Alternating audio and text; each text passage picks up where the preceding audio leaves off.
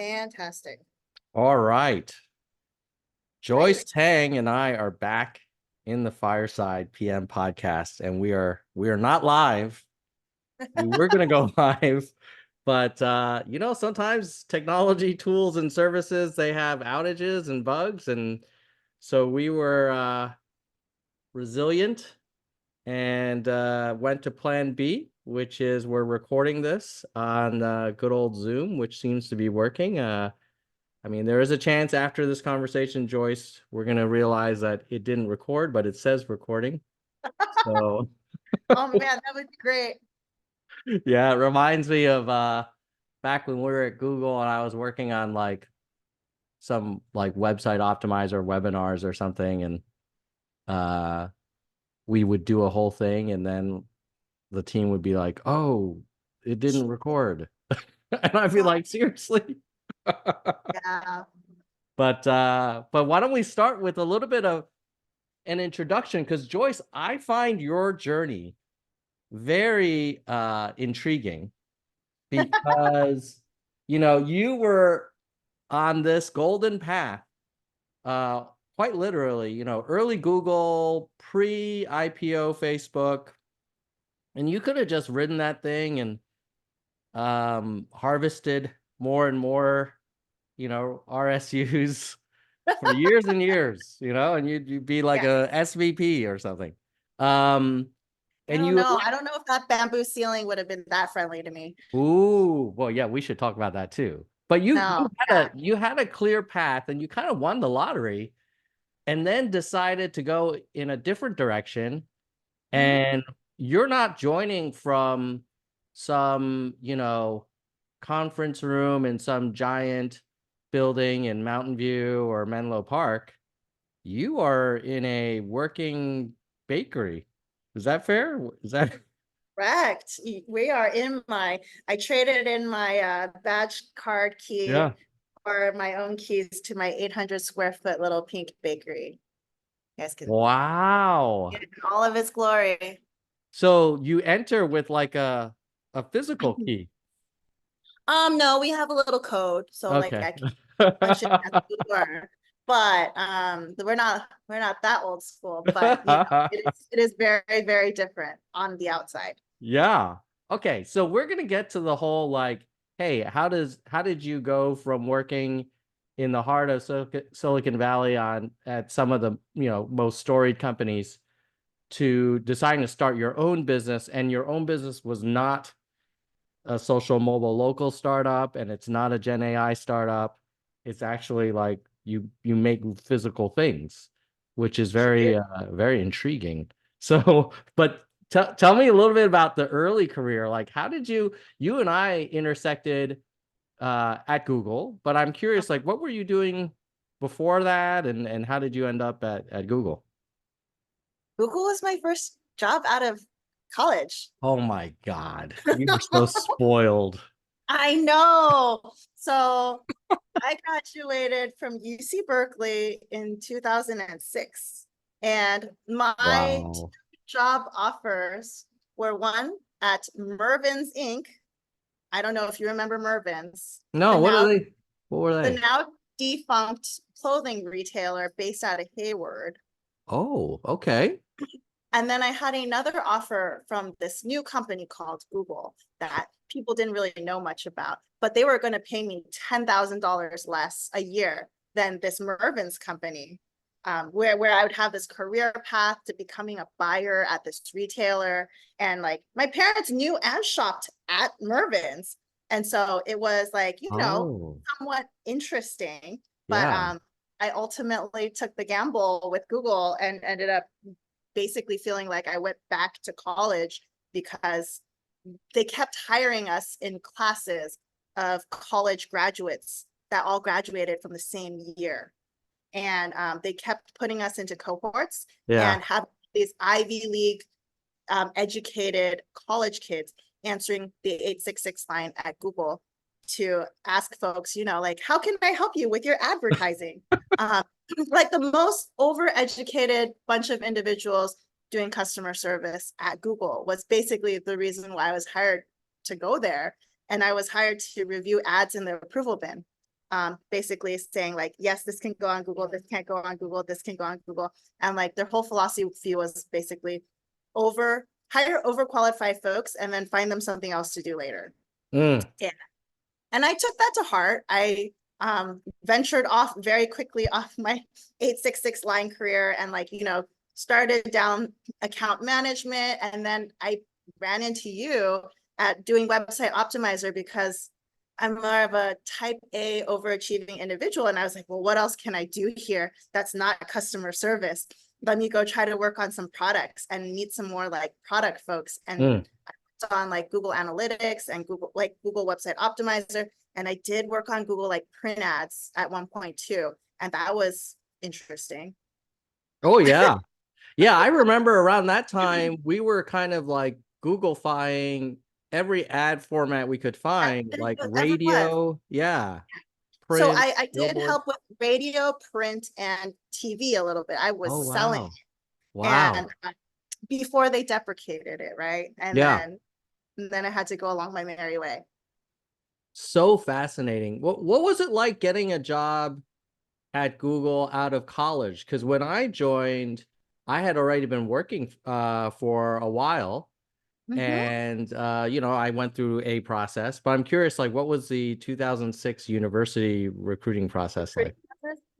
It was really straightforward. So you met with like three individuals, and they brought you into the Google office and they took you into this lobby where you could have unlimited naked juices. And to That a did it. to a broke college student, um, free naked juices in the lobby were like unheard of. You're Yeah. like, wow, they really treat you well here.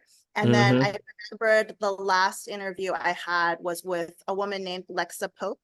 I don't know if you remember her or Mm-mm. not, but she was one of the like directors at the time of AdWords, and then she had to rubber stamp all the people coming in. And then, I guess I assume I got rubber stamped. And then I came in through a class of like 20 other folks, really, really talented folks from all sorts of colleges I couldn't get into. And we were all working together in the approval bin for months and months and months, trying to see like, who could get better scores and who could Oh, move up. It was like, have you ever read the book The Circle by David no. Eggers? Mm-mm. So if you do read that book, that's exactly what my experience at Google was like out of college. Interesting. Well, when you were saying you were comparing scores, like how were you evaluated? Accuracy on how accurate our ad approval scores were, things like that. And Uh-huh. they would test us, they would quiz us, and they would send us through gauntlets every single week to make sure that we were approving ads properly. Now a machine can do this job. They don't need humans to do it anymore. But for a long time, we reviewed every single ad that came through. Oh, wow. Yeah, yeah. So that's before machine learning and where you can train a model to do that kind of thing. Yeah, there was Yeah. there was some very light learning done. Like if an account had submitted lots of bad ads, then you assume that more bad ads are going to Uh-huh. come in. You had to learn a lot about different verticals that you had no idea about. So Interesting. yeah, Yeah. and like all the not acceptable things. We had the weirdest debates, about what constitutes a nipple or what doesn't, stuff like that. It's Interesting. wild. Yeah. When I was at YouTube, we had this like they would call it brand or adpocalypse, Mm, where you had to figure out, well, is this video monetizable or not? Does it meet, sort of our guidelines or not? yeah. And, it's kind of, there was definitely gray area calls that had to be made. Luckily I was not on the team that had to deal with it, but I did have to communicate to our creators when we would change policies and whatever. And it was always this tension between the advertisers. They want zero issues. And the creators obviously want to get compensated for the work they're doing and yada yada. Yeah. And so, we were always trying to get the advertisers to spend more money, but follow all the guidelines. Yeah. But you could never share the guidelines with the advertisers. So like you're like, oh, that's not, that doesn't follow within our guidelines. Maybe you should edit it a little bit. But I can't tell you exactly But I what, can't tell you yeah, exactly how to fix it, because then you're going to game the system by right. being, oh, only 75% of this image can have this thing in it. Crazy, crazy. Yeah. It's so it just seems like a different era now, thinking back on Google in the early 2000s, because I mean, that was just like, it felt like uncapped growth. It And it right? felt like we were on a rocket ship, and a rocket ship, I had no idea where this rocket ship was going, but I Yeah. was on it. Yeah. And we were just like holding on and doing everything we could to like, make Papa Google happy. Yeah. Well, And and we really like believed in this do no evil thing, that we were making the world better, and mhm. everybody loved Google, and it was just Yes. so easy to drink the Kool-Aid, and it was so easy to live your life there. Like, and have only friends that worked at Google. Yeah. Yeah. Yeah. Yeah. It was definitely like the belle of the ball in terms of press coverage and user trust. It And and it was right? so much fun. It was so Yeah. much fun. Yeah. And I was like, I can't believe I get to go to work and approve ads every day. What a magical place. Yeah, yeah, yeah, yeah. Well, it didn't hurt that once a year they would take us to like Disneyland, Oh, and crazy. then Yeah. they would hand us $1,000 in cold hard cash like at Christmas too. Yes. Yeah. And like who does that? Yeah. Who does Yeah. that? Well, Google doesn't even do that anymore. Oh, but like, Yeah. we were there for the good years where They they handed were they were like golden years. I mean, I left in '09. When did you leave? I also left in 2009.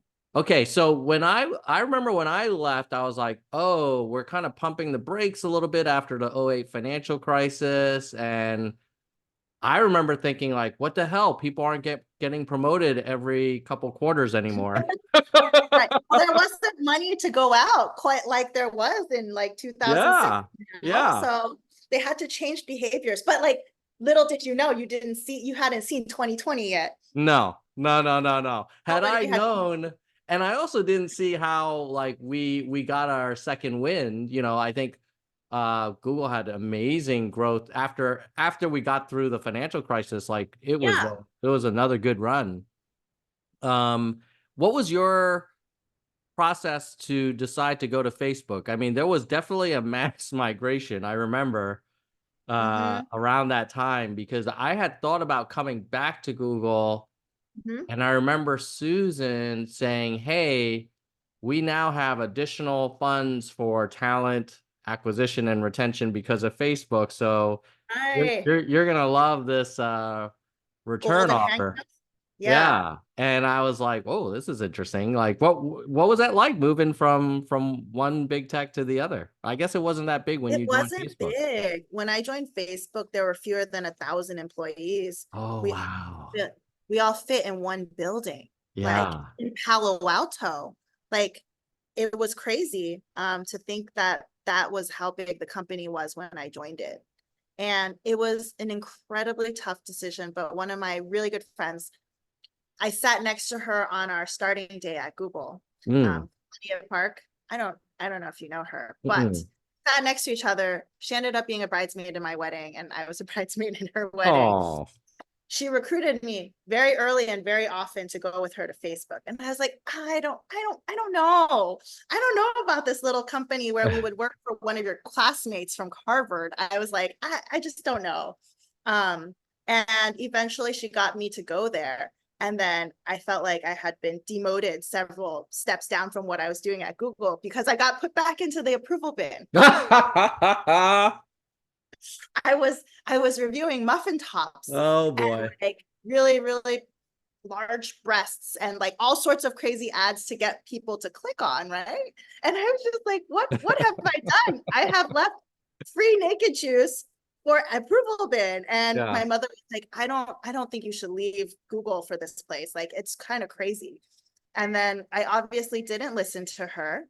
And I went to Facebook, and it was also a quite a crazy roller coaster rocket ship experience there as well over the 6 years that I spent there. We IPO'd, they sent me to India, and I grew a real legit tech career at this company over that time period.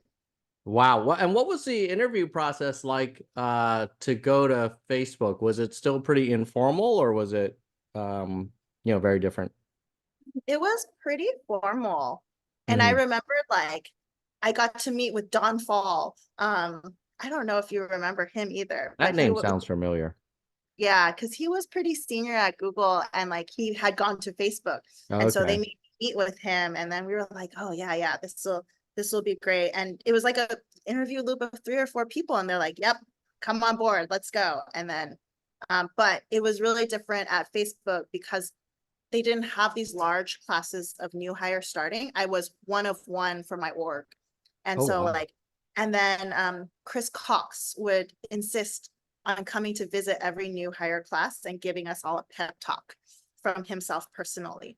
And Oh, so yeah, and then we drank the Facebook Kool-Aid, and then we got to work. Um, wow. yeah, it Was it was a it hard call for you you were saying that your mom was like encouraging you to stay at Google. Like how did you end up making the final decision? um I ended up making the final decision just because I was starting to get bored at Google. Mm, Like I wasn't getting a lot of really cool opportunities to do like interesting or neat or fun things. I felt like I had been put into an organization and kind of stuck there for a little bit. mm. So I was like, yeah, growth is good. Let me try something different. Let me try something smaller. And then I headed off to join the company, a couple exits down on the freeway. Yeah. And what was your journey like at Facebook? Of like what role did you start with? And then like what were the different kind of paths, steps along the way? I started out as like a very generic, like IC working on ads, so ad operations in Okay. general. Mm-hmm. Um, and then I eventually applied for the Facebook India landing team to go start the office over in Hyderabad. So then I went over there and started the office. Um, and Wow. Like how long were you over there? 6 months.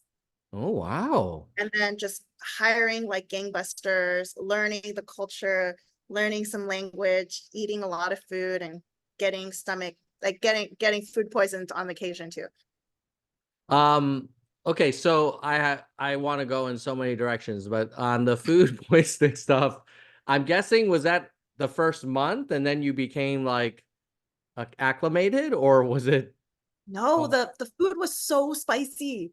yeah. Like I never got acclimated to the level of spice that the food contained. Like, but now now sometimes I eat Indian food in America and I find it so bland, and I'm like, I need some real like true Indian spice. Like it's just not quite the same as it is over there. And I'm always hunting for like I'm always hunting for Indian mangoes. I'm always hunting for Alfonso mangoes now. Mm, wow. And then what was it like being a Asian American from a California tech company working in India?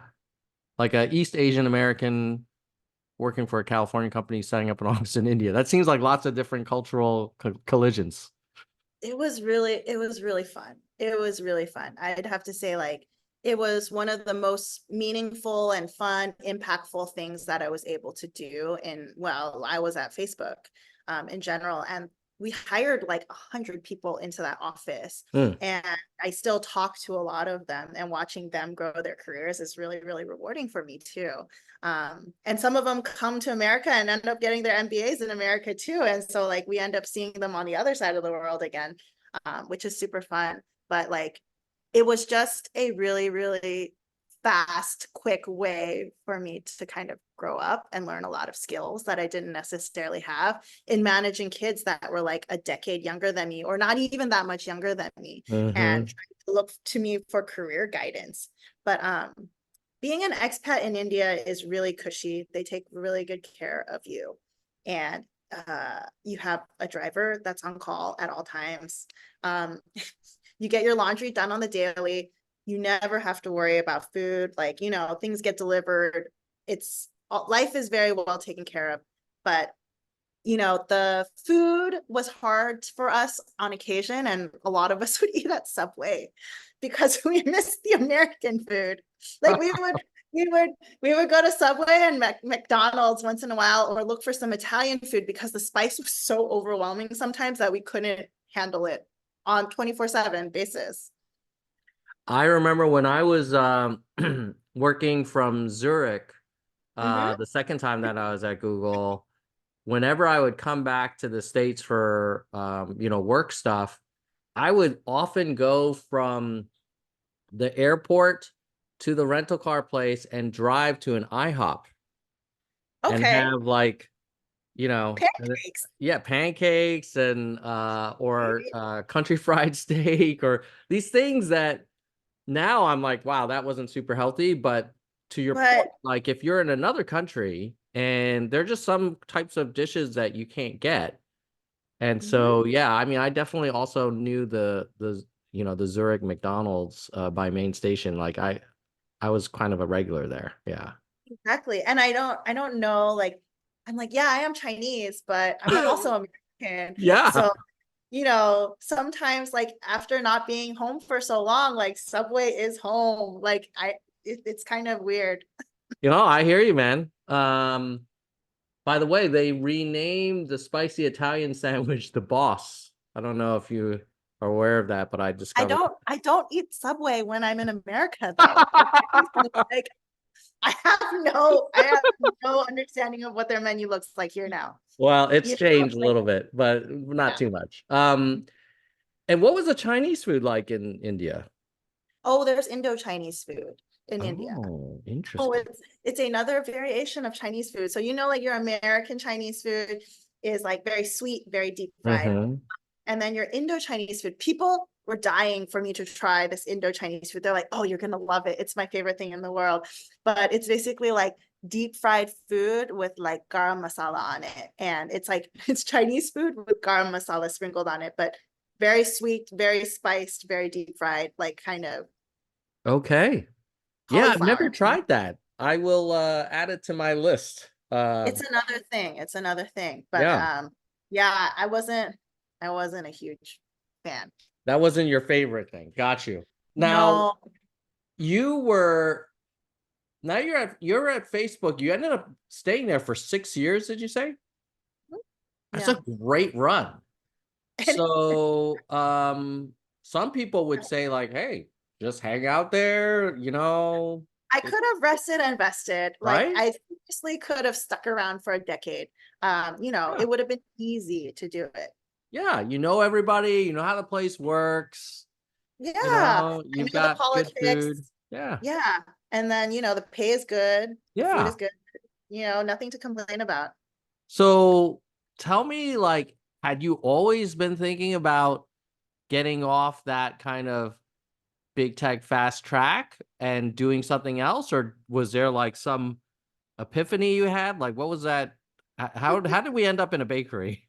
Um, so I get back to America and then I go down the TPM path and I become a technical program manager for a hot minute. Mm-hmm. For a few years actually. And then I start training like machine learning models with data Mm-hmm. sets.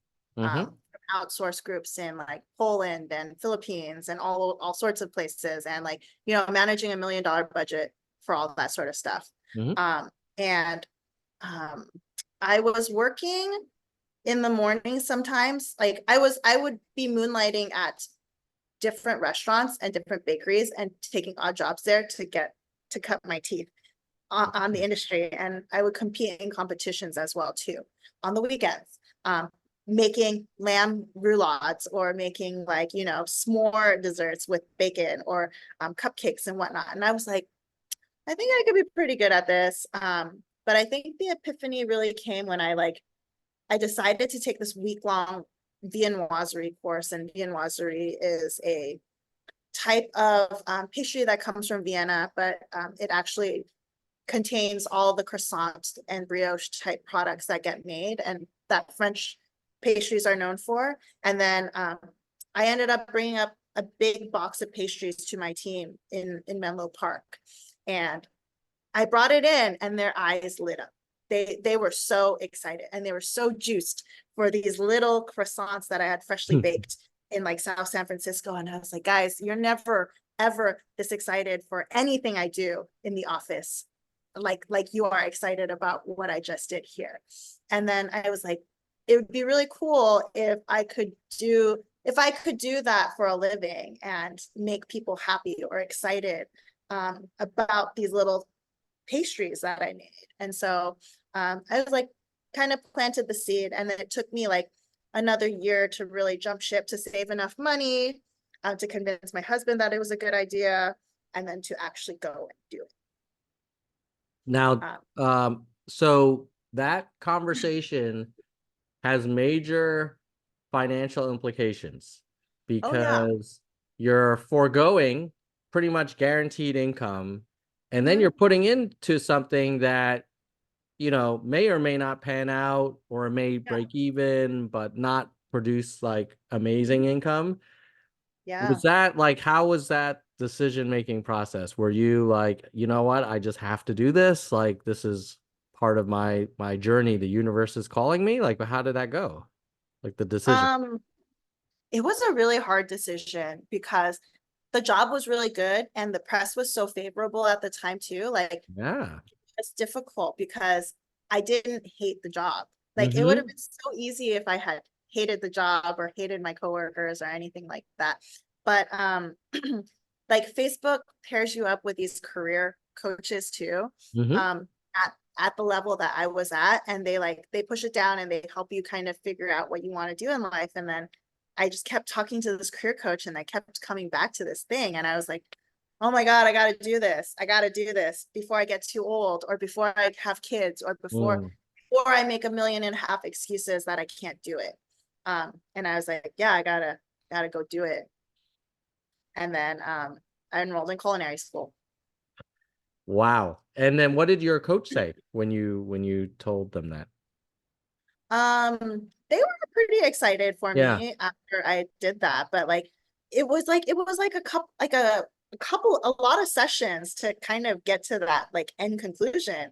They're like, how is working here? How do you like it? Are you, feeling fulfilled? Stuff like that. Mm-hmm. We had some really deep philosophical conversations, and I was like, yeah, I wanna bake, and I want to know if I can be good at it. Yeah, and was it the baking, like the craft that was attractive to you, or was it the idea of owning your own business? Or what was the kind of key driver? I think that pastry making always has an element of magic to it. Like, and it's like phase transformation, essentially, right? You're taking a wet ball of dough and then you're making gases, like puff up this ball of dough, and then Mm. you're using heat to set the ball of dough.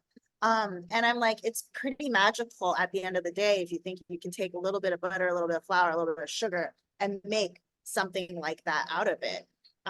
So I always found it to be pretty cool. And I had always wanted to see more Asian flavors in bakeries. And Mm. my original concept, I was like, I'm gonna make ice cream and pastries, and we're gonna throw in all these Asian flavors that I grew up with. And that was kind of my initial concept. But I was like, can't do pastry and ice cream. It's a little difficult.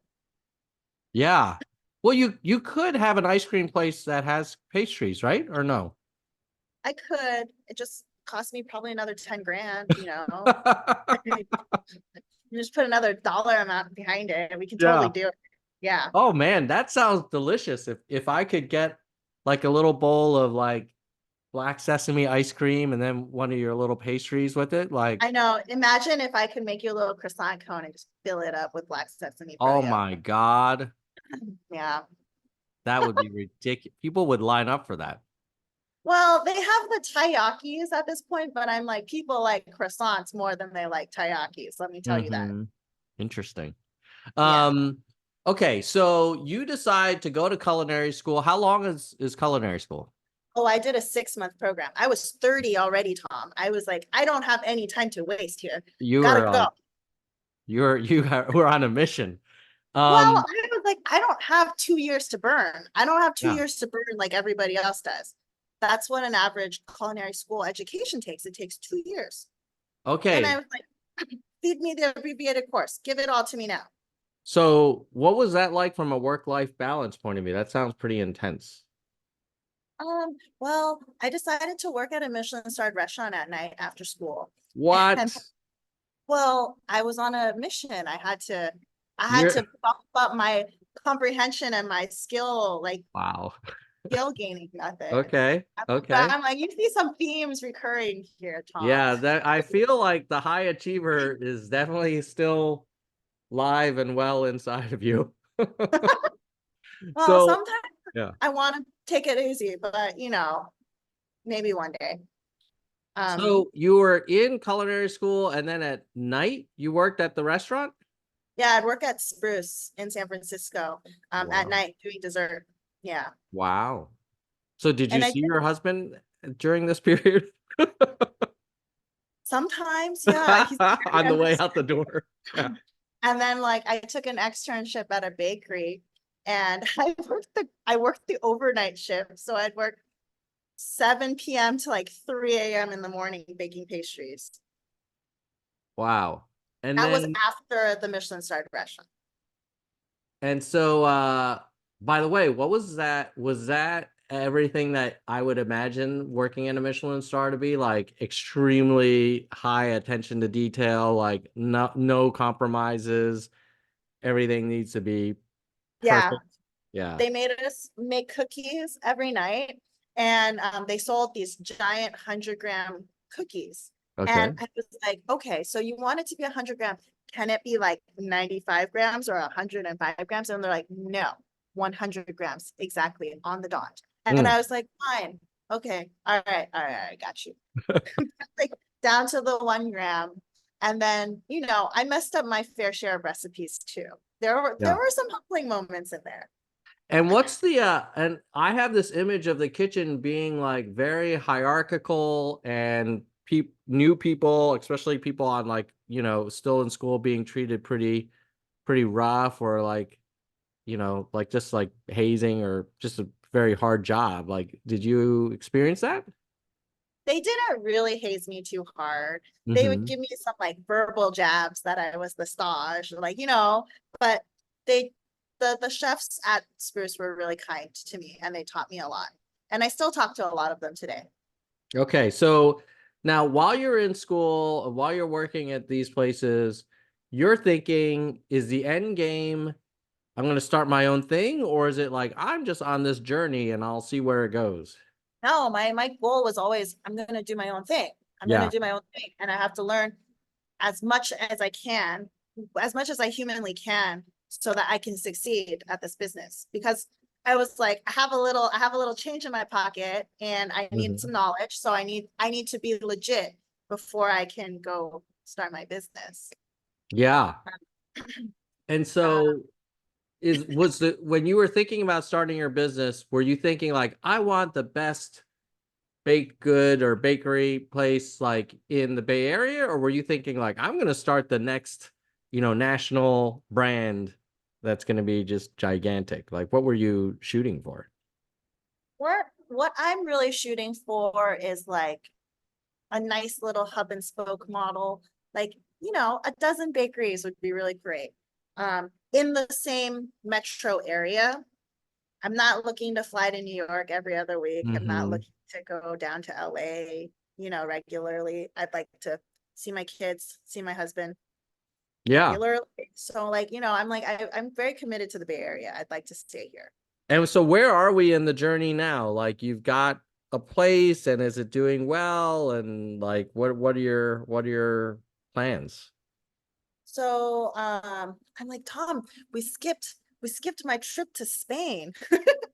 Oh, when did you go to Spain? By the way, when I was in Europe, that was my favorite place to eat, like San Sebastian in particular. It's San Sebastian is also my favorite place to eat too. Yeah, Have you been to Girona? I don't know. Then no, you haven't. I probably haven't. I just remember that was like a place where wherever we went, we felt like the food was pretty delicious. So good. Um, So yeah, good. yeah. Oh God, I'm almost drooling thinking about it. But let's. So wait, when did you go to Spain? Like, what? I thought we were working nights at Spruce. We So like, we yeah. were working nights at Spruce, and I took every single bakery job that would take me, and I would just like, go work, hang out, and learn. And it Okay. took me to a lot of different bakeries in the Bay Area. But on one fateful summer, the restaurant El Sayer de Can Roca came to San Francisco. Um, and they asked my culinary school, they're like, hey, we need some students to work at this event at the Julia Morgan Ballroom for our BBVA top tier clients to come eat at night. Because the Rocas are like basically rock stars of cuisine in Europe. Mm. And they're 3 Michelin star. They have a really famous restaurant, one of the top restaurants in the world. And so they go on world tour. And they came to San Francisco for 2 weeks and they wanted some labor, some free labor. Mm-hmm. So they hit up my school and my school asked, and I was like, let me help on pastry. I would like to help on pastry. And they cut me. They cut me basically immediately. They're like, oh, we don't need that many people. But a week or two before they came, they're like, hey, Joyce, why don't you go work savory? They would like more people to help on savory. They came and I worked with them for 2 weeks. And to my benefit, I speak, you know, middle school, high school Spanish. Uh-huh. And I was one of two people that could actually speak Spanish. And the team at Alsea really, really liked that. So the rest of my classmates were picking fennel and I was off making lobster stock with the team at Alsea. A little in over my head, but it was really, really fun to work with them.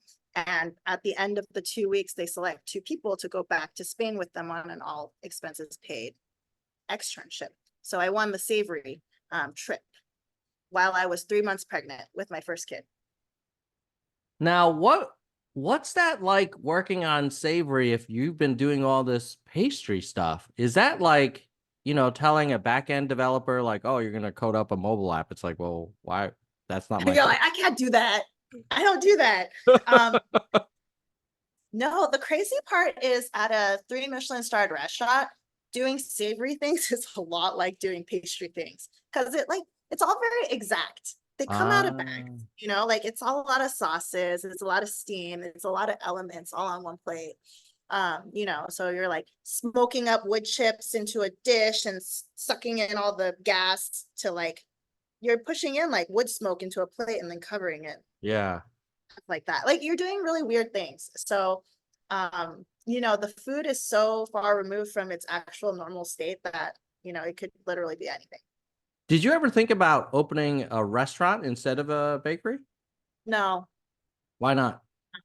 just because of how, oh, oh, oh, oh, well, I didn't because it was going to take me so much more effort to do the restaurant than it would take me to do the bakery. Because you have to worry about, you need a lot more square footage. You need a lot more you need people to do garde manger. You need, people to run a hotline. You need people to run a dessert line. You need a dishwasher. Like, I'd say logistically speaking, and the food has to be hot. You can't like take it away Hmm. like an hour or two or three later and still expect someone to have a really great experience. With pastry though, like luckily I can send it down to you in Palo Alto and 4 hours later, you're still going to have a pretty top-notch experience. Even if I didn't bake it for you, like right in front of you. Yeah. Yeah. By the way, for people listening, um, tell us about the bakery, the name, how they can consume some of your products. Cause I have to say I really enjoyed it. Legit, I was like, oh, this is good. Like I got the combo box and I The ate, bake some box. what was it called? The bake some box. The Bake Sun box, yes. Yeah. And every single item, I was like, oh, this one's good. And you always wonder, like, oh, did I get the good one? There's other things now I'm gonna have to try, but they were all delicious. Mhm. But those what were those things? The mochi bites or whatever? The mochi bites. They were legit. Yeah, they were delicious. Yeah. In fact, I might just order a whole box of those next time. Yeah. Happy to. But yeah, we're making them in jasmine tea flavor. There's Ooh. lily koi, there's brown butter, and there's ube. Oh So my God. those are the flavors that you enjoyed. Yeah. So Yeah. so yeah, tell us about the business. How can before we can we'll wrap up with like lessons learned and advice you'd give yourself. But before we do that, for people who want to try out your help out your business and become a customer, like what can you tell them? So you can find us on, you can order for pickup in store in Oakland on hotplate.com/bakesum, BAKESUM. Or you can come visit us in the store Thursday through Monday, essentially, and pick up your pastries. But for those of you in the Bay Area that don't live within a stone's throw of Oakland, you can order delivery on Neon, and we typically deliver on Fridays. Yeah. Neon was great for me. Very easy to order. Got your stuff, came on time, was Mhm. well cared for. It was delicious. Did you grow up in the East Bay or like how did you end up in Oakland? Yeah, I grew up in Danville. Ah, okay. All right. Got it. Got it. So Very cool. grew up in Danville, went to school in Cal, and then worked in Silicon Valley, and then opened up the bakery in Oakland. Got it. Love it. Okay, so I know we're well over time. I wanted to wrap up with some thoughts, Joyce. Like if you could give Joyce 10, 20 years ago, like career advice. Maybe go back to Joyce as a senior at Berkeley. Like Uh-huh. what would you tell her? Like, go to Google. Agonizing over the $10,000. Go to Google. That would have been an easy thing. But no, I'm like, I think that the thing that I'd probably tell myself is like stop having so much imposter syndrome because everybody else is faking it too. And you don't have to feel bad about it all the time. Do you still feel like you have that?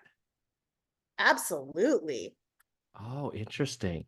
Why? Why? I mean, because I'm sure some people listening be like, wait a minute, she was at early Google, 6 years at Facebook, pre-IPO, set up an office in India, has a culinary degree, worked at a Michelin star restaurant, runs her own business. Like what more do you need to do? What more do I need to know? It really depends on what room I'm in. And like how does that imposter syndrome manifest itself? Like if I'm in a room full of like really accomplished business people, like, I'm like, oh, my business is, real small. We're just starting out. And that imposter syndrome comes out all over again when I'm comparing Mm, myself against folks with really, really established businesses or other bakers that have been baking for far longer than I've been baking, and that run larger, more successful teams and whatnot. But there's always another mountain to climb, and I should let the imposter syndrome go, but it comes back. It comes back real fierce. yeah. Yeah, I mean it's an interesting um dynamic because no doubt it probably drove a lot of the successes that you've had, right? Because Yes, like, I feel like it probably drove me to work harder than I needed to work right. ultimately. Yeah. Like I think I try harder than the average bear. Yes. On the other hand, you probably had more stress or anxiety than, you might have needed to have. And Uh-huh. so it's like what do you as a parent, like what is your approach with the kiddos? With the kiddos. Yeah. The kiddos, I don't really force them to do anything except for Chinese. They gotta learn the Chinese, right? That's not optional. The other stuff, I'm like, if you really don't want to go to choir, we can quit choir, and if you don't want to do this extracurricular, that's okay. Find something you actually really want to do. So I'm not like I'm not trying to project any of my childhood regrets onto my children, but I'm trying to help them figure out what it is that they enjoy. Because like Yeah. my parents worked hard so that I didn't have to worry about those sorts of things. And I'm like Mhm. hopefully passing that along to my kids so that they can kind of, fulfill what passions that they have without having to jump through all these hoops first. Okay, last question. We went back to giving Joyce at Berkeley advice. Now let's give Joyce at Facebook, kind of end of Facebook, when you're about to kind of make that big leap. What Mhm. advice would you give her? Ooh, I'm like, I think that for Joyce at Facebook actually was almost 10 years ago. So it actually was a really long time ago. But I think I probably quit at the right time. So I don't think I needed to hang on. I didn't think I needed to hang on much longer. I would have probably been like, oh, you need to buy more stock, but you know, buy that crypto, do that. But beyond that, I'm like, I think that at the end of the day, the thing that I've learned the most is that money really is a tool to do the things that we want to do. And like, I think we also assign a lot of things, we associate a lot of things with money. And I'm like, it's just a tool, a vehicle for us to accomplish the things that we want to accomplish with. And we don't need to like stress so much over it all the time. Yeah. Yeah. Amen to that. You said something that I want to get a clarification on, that you left Facebook at the right time. What are the criteria for it being the right time? How did you know it was the right time? It was the right time for me personally, just because we had finished up a building project, like a really large building project in the Oakland Hills. So my husband was, spending boatloads of money doing a construction project. And so I didn't feel good leaving until that was kind of taken care of. Mm-hmm. Uh, and then it was the right time just because I felt like I had left Facebook kind of at a peak. Like they were they were doing really well and I felt like my team was doing really well and I didn't I, there was nothing I had to do before I went and it felt right. Like I probably didn't have that much more personal growth left to do there.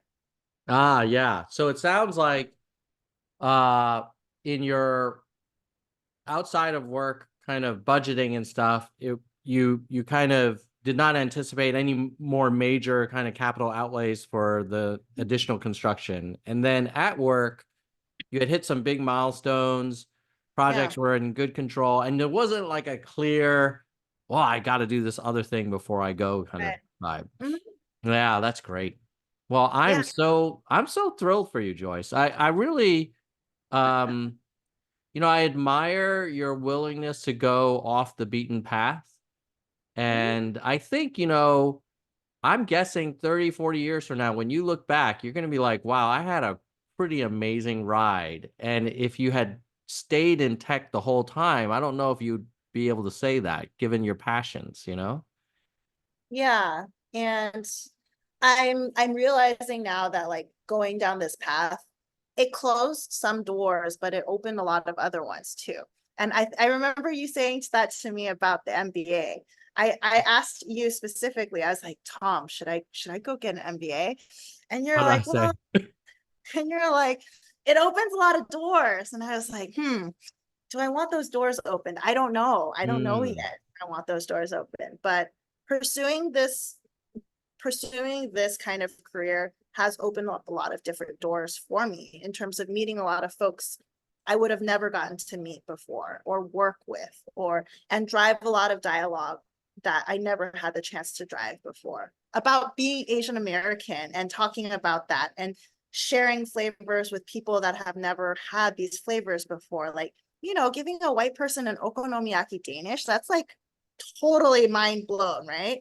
Um, And like I've done this thousands upon thousands of time now. And you're like, I'm like, I'm warming up everybody so that, this isn't so weird or strange anymore. And I am working on getting a cookbook deal next. So I'm shooting for that soon. Oh, that sounds amazing. Hey, by the way, one other thing I wish I had in the Bake Some box was if Yeah. there were a QR code that I Oh, could like the learn a menu. little bit about what I'm eating and be like, Yeah. oh, this was inspired by these different flavors or this technique Yes. that and oh, this is what it's called or whatever. Like that would Yeah, be yeah, great. yeah, yeah. I'm like, yeah, sometimes I don't have that much time for that kind of stuff in the morning. But I'm like, if you have a product, a QR code company that would be easy enough for me to implement, I could probably do it. I'm I'm like, sure there's like a million of them. Yeah. I know, I just needed to link back to my website and then Yeah. we could for that Totally, because I think it then makes a stronger connection from connection. oh this is tasty to like oh this is called a This mochi is so bite. meaningful. Yeah, it originally started out here, but we Yeah. decided to add this other thing which comes from here and blah blah blah. Like that's kind of cool. Ideally, yeah, yeah. That's not too heavy a lift. I just gotta print QR codes. Yeah, no, you could Yeah. totally. I mean, and it's like I bet you you'd see higher lifetime value for the customers because they Mhm. would feel more like in the know. It's kind of like wine snobbery, like, well, this comes from this Yeah. vineyard and blah blah blah. Like you kind of Right. feel more invested in it. Yeah. I'm like, I have to tell you, I buy the expensive French cultured butter, like imported from France to put into those croissants that you just had. Oh, you totally need to tell us that because I then know. I could be like, hey, Wendy, my wife, like, did you know this uses like special butter from France? And then we'll Yeah. both feel like it tastes better. We'll be like, oh yeah, I can. Yeah. Yeah. Yeah. I can taste it. It's like, it's older than all the other butters, Oh, right? it's definitely different. Yes. Yes. Yes, absolutely. But like, there's a story, there's a flavor, there's a Yeah, thing. people like the stories. And I think you've got a really great one, especially in if part of the mission is to educate and inspire and introduce people to new things, then yeah, Yeah. maybe you're just scratching the surface. I'm excited to Oh, see where you take it. I'm just scratching the surface. We've got mooncakes in the fall too. Oh, that's right. Yeah, I Yeah. can't I and I'm guessing it'll be some really nice packaging and it'll feel real special. I'm working on it. We're Yeah. working on it.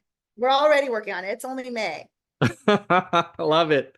Yeah. Anything else you want to share before we wrap up? This has been great, Joyce. Um, I don't know, Tom. I'm like, this is I'm like, you've already mined my entire resume. I Well, don't this got is much more. I would just tell people to check out Bakes Bakesum.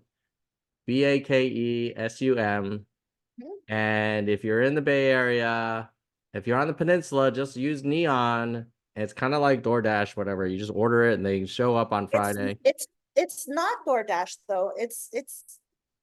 They're cutting a much softer portion of the proceeds off of your good Got by it. aggregating it with a lot of different vendors. And so it cuts the price for you. Instead of being a one-to-one relationship, you can do multiple vendors on the same platform and deliver it all to your house all at once. Uh, But you're also piggybacking off the economies of scale of all those other vendors getting delivered around you too. So it actually, it's a much more cost efficient way to get stuff.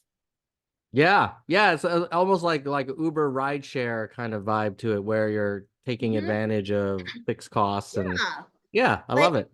DoorDash takes 30% and Neon takes 15. It's not Oh, the I same. didn't know DoorDash took that much. Yeah, They take so much, so much.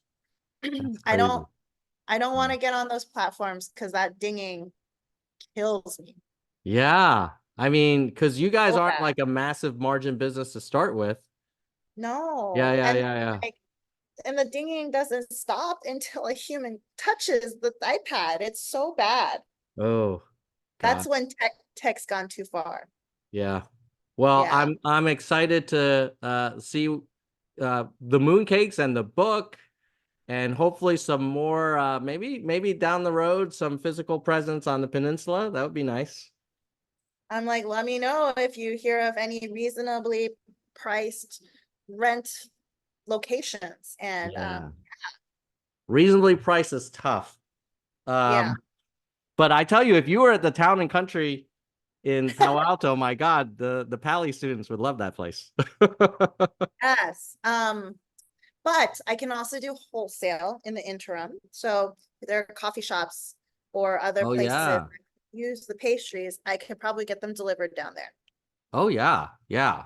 Well, if you're listening to this and you have connections in the to coffee And work shops, in a coffee shop. yeah, let them know that they should carry bake some. Well, I'm Um, talking to LinkedIn right now, and I'm also talking to maybe Samsung. oh, right on. Yeah, Because it'll be like a employee benefit. Like, mm. maybe Oh, something like. we've gone beyond naked juice now. We're going big time. I love it. Well, it takes a lot more to satisfy the tech employees these days. Yeah, yeah. Maybe go to maybe you have to deliver it to Nvidia. I heard they have a couple bucks. Oh, maybe And a with few. Jensen, dude, he would support a fellow Asian American entrepreneur. All right, if you know him, drop him a line. I And don't I don't know him, but I bet we could figure out a way to get to him. why don't we just get him a bake some box? Okay. I'm like willing to sponsor it. We'll just drop it on his desk. Yeah, I know I actually have some friends that work there. Mm-hmm. And I apparently Not he's creepy at all. yeah, he's always around. He's very accessible, apparently. Oh, So well, not to me. yeah, maybe not well, but yeah, we'll get that box delivered Mm-hmm. somehow. We'll figure that out. But I need to get back into Facebook and Google, like that would actually really be full circle. Oh yeah. I Yeah. mean, yeah, well, we can brainstorm offline, but that needs to happen. It should happen. I feel like it needs to there needs to be a spot for it. Yeah, like even just to wouldn't that be cool to provide some delicious treats for the ad ops team at Google now. Yeah, for sure. But I know nobody there anymore, so it's a little more difficult. All right, well I'll brainstorm about that. I'll post it on LinkedIn. All right, we'll mind your contacts. Yeah, you take care, Joyce. All right, thanks, Tom. Bye.